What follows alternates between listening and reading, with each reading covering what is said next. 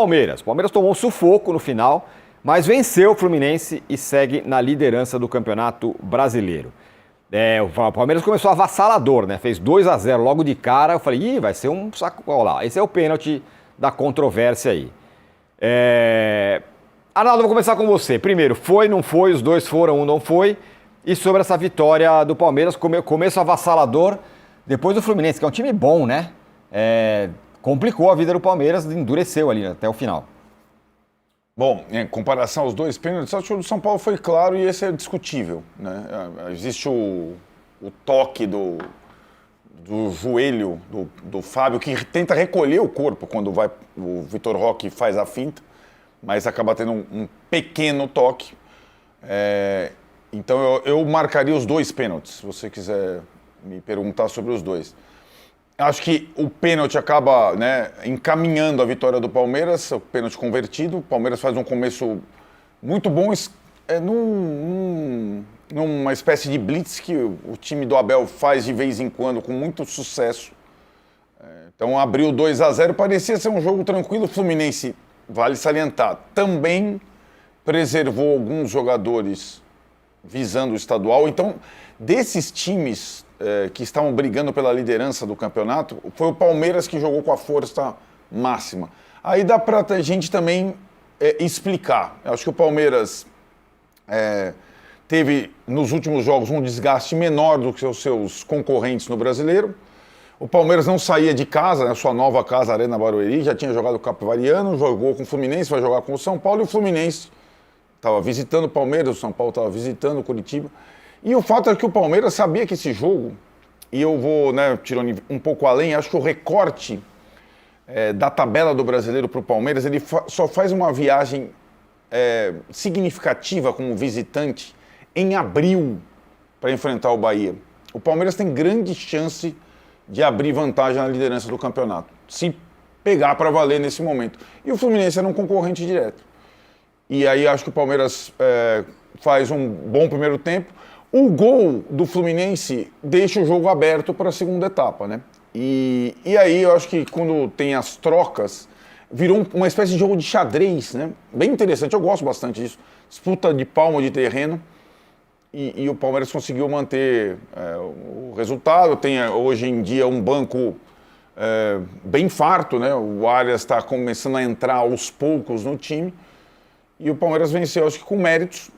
E agora tem o desafio de avançar a final do estadual, também jogando como mandante, também jogando em Barueri com o São Paulo. E eu só destaco que o Fluminense é um time bem armado. Dificilmente o Fluminense toma 2 gols rápido assim de cara. Tomou. E acho que custou o resultado. O empate seria excelente para o Fluminense, mas acabou voltando para o Rio de mãos vazias. De qualquer forma, eu acho que o início não é ruim do Fluminense no campeonato. Ele não só teve bons resultados, como teve boas atuações até o momento. O Casão era o principal jogo da rodada, é eleito por muita gente. Esse aqui é o jogo da rodada. E entregou mesmo, né? Foi um bom jogo dos dois lados, mesmo o Fluminense que perdeu, fez um bom jogo. E o Palmeiras se aproveita desse momento esquisito do Flamengo, que é o competidor dele, na verdade, no Campeonato Brasileiro, e vai fazendo ponto. O jogo foi aberto, né? Eu gostei muito do jogo porque foi aberto. Os times atacavam, tinha espaço para contra-ataque de um lado e de outro, bola na trave, jogou o Vitor Roque.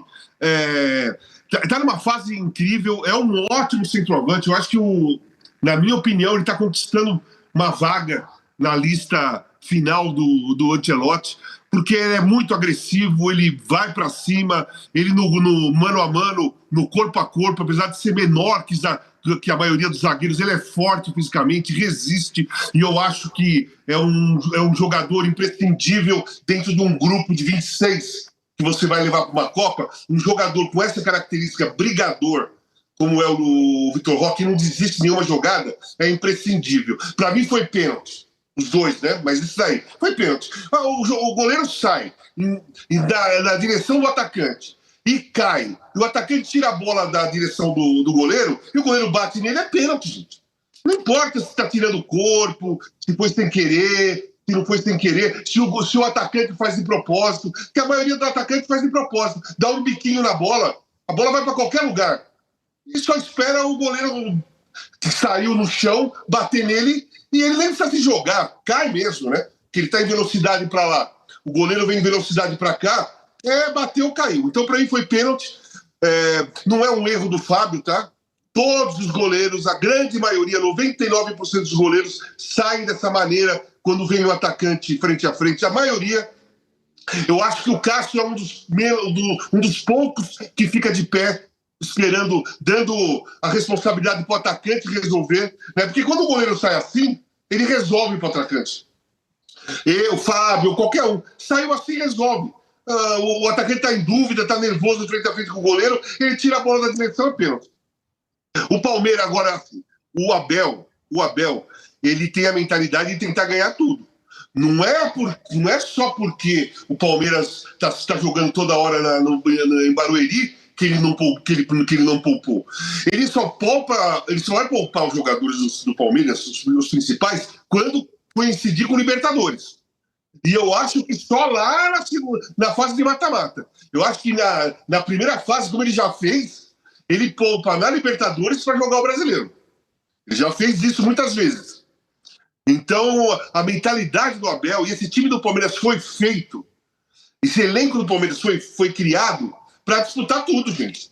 Não faz sentido poupar no Brasileiro para jogar com o São Paulo no domingo, semifinal do Campeonato Paulista. Um time que contrata, que gasta o que o Palmeiras gastou o ano passado, que faz um elenco desse tipo, que gastou esse ano com Arias, né? Trouxe um jogador importante. Não pode ficar poupando por causa que é Campeonato Paulista, Brasileiro ou qualquer coisa. Você tem um time ali que, cara, você tem que fazer esse elenco jogar, você tem que disputar os títulos que vem pela frente. Você só vai poupar na hora que ralar. Você vai jogar com mata-mata com o Corinthians na Libertadores, por exemplo, e tem um Campeonato Brasileiro no domingo, ok. Você vai dar uma poupada. Né? Porque um clássico, e além de um clássico, é uma competição importante. Agora, no Campeonato Paulista, não é que eu não dou importância ao Paulista, é que coincidiu nesse ano de ser Paulista e Brasileiro juntos. Então, quem tem ambição, põe para jogar. Quem não tem ambição no Brasileiro, poupa e pode dar sorte de ganhar o jogo, como o São Paulo ganhou e como o Corinthians empatou. Né? Boa. Coloca na tela aí, porque a Barueri, né? O Palmeiras não gosta de Barueri, o palmeirense não gosta, não sei o que e tal. Tem uma sequência de bons resultados. É uma série invicta do Palmeiras em Barueri. Já são aí 1, 2, 3, 4, 5, 6, 7, 8, 9 jogos do Palmeiras que não perde em Barueri. Empatou um jogo apenas contra o Guarani e o resto só vitórias. Júlio Gomes. E aí o Palmeiras vai abrindo aí 10 pontos. Abrindo não, com 10 pontos na liderança do campeonato. Quero saber qual a sua opinião, se há dúvida se foi pênalti ou se não foi. E é isso aí. Para mim o pênalti é bastante claro. Eu não preciso nem falar mais nada, porque o Casão acho que resumiu exatamente o que eu penso e com a autoridade de quem já esteve lá, né? O atacante bota a bola, o goleiro sai que nem maluco ali, na tentativa de pegar, de abafar a bola, não consegue alcançar a bola. Interrompe a passagem do atacante. Para mim não tem dúvida nenhuma desse lance. Se tocou mais, se tocou menos. O Vitor Roque não tem nenhum interesse em se jogar, ele ia fazer o gol, quer dizer, então para mim não tem muita discussão nesse lance, não. Seria o VAR caçando a intensidade da relada da luva no cadarço, sabe? Para mim não tem muita história nesse pênalti para contar, não. Eu brinquei até ontem à noite lá no nosso outro CNPJ, lá no Band Esportes, que foi a rodada do au que vale ao estadual. Porque um monte de time colocando o time reserva, pensando logicamente nos clássicos, nas partidas decisivas de estadual para frente. O Fluminense foi um deles. Não foi reserva, mas tirou alguns jogadores, né? Na defesa principalmente, em relação ao time que jogou contra o Vasco e que vai jogar de novo contra o Vasco agora no final de semana. E o interessante é que, ainda assim, o Fluminense fez um grande jogo. Eu achei o melhor jogo do campeonato até agora. muito boa partida entre Palmeiras e Fluminense, muito bem jogada, muito bem disputada, aberta. Raro ver o Palmeiras fazer um jogo em que ele se expõe da maneira como estava exposto, ainda que eu acho que isso tem a ver muito com a capacidade técnica do Fluminense, que escalou um time meio esquisito ali, com Ganso e Lúcio Acosta e o Serna por um lado, o Savarino pelo outro, sem um atacante fixo, mas às vezes não dá certo, às vezes o time fica totalmente sem referência na área e não machuca, mas o Fluminense machucou. Tomou 2 gols em 15 minutos, mas depois dominou todo o primeiro tempo, acho até que merecia ter empatado no primeiro tempo, e a sorte do Palmeiras para o segundo tempo foi o Lúcio Acosta ter saído machucado no fim do primeiro tempo, que é o jogador mais quente do Fluminense na temporada, está jogando muito. Vamos ver qual vai ser a extensão dessa lesão. Para mim, Tirone, Arnaldo, Casão, o Fluminense é o que todo mundo achava que ia ser o Cruzeiro. O Fluminense, para mim, é o maior candidato à terceira força desse campeonato. Um time que, se o Flamengo e o Palmeiras derraparem, vai estar lá prontinho para disputar o título. Se eles não derraparem, muito bem, vai acabar em terceiro lugar. Para mim, o Fluminense é o grande candidato a isso na temporada e que pode sim ameaçar o Flamengo no Carioca, os dois na Libertadores. Ainda mais agora, a gente vai falar mais do Bahia, mas ainda mais agora com um brasileiro a menos ainda na Libertadores. Sobram muito poucos candidatos para competirem com o Flamengo e com o Palmeiras na Libertadores. Para mim, o Fluminense é o mais forte deles, ao lado do Corinthians. Na Libertadores, acho que o Corinthians é tão forte quanto o Fluminense. No Campeonato Brasileiro, acho que não. Então, era um jogo realmente de 6 pontos. Para mim, o Palmeiras estava enfrentando um time que disputa o mesmo campeonato dele, ao contrário da maioria dos times que ele enfrenta no Campeonato Brasileiro. E conseguiu ganhar. Como o Arnaldo já dissecou aí a tabela, o Palmeiras não está negociando. Tem o contexto, né? Realmente não tinha viagem no caminho, jogou em casa, não tinha muito por que poupar ontem, mas o outro poupou. E você, num jogo de 6 pontos. Então eu acho que o Palmeiras está muito claro qual o grande objetivo do Palmeiras, é jogar o brasileiro com força máxima sempre, a não ser que aconteça algum caso muito extra ali, que obrigue o Abel a fazer alguma coisa diferente. Então, enquanto está todo mundo negociando, o Palmeiras não. E por isso que é líder. Ô, Arnaldo, uma questão sobre a não baliza zero do Palmeiras. O Palmeiras tem tomado gols, é um time que tem jogado mais de maneira mais ofensiva. Você acha que essa é uma questão? Ou ontem era um time muito forte, como disse o Júlio, o candidato a intruso do ano? Acho que tem as duas coisas, mas o ônus e bônus você tem um timaço, né?